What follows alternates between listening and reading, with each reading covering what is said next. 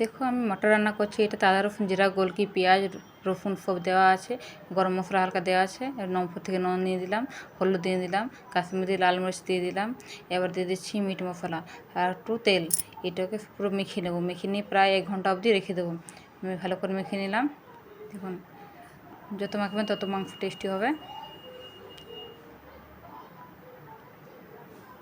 এরপর লেবু দিয়ে দিলাম, ফির করে তেল দিয়ে দিলাম, তেজপাতা শুকনো লঙ্কা গরম মশলা পেঁয়াজ এসব দিয়ে ভালো করে ভেজে নিলাম। ভেজে নেওয়া হবে। তার বাদে মাংস যে ম্যারিনেট করা ছিল সেটা দিয়ে দিলাম। এরপরে কষা করে ভাজতে হবে, একদম খুব ভালো করে ভাজতে হবে। ভেজে নিয়ে পরে জল দিয়ে দিতে হবে।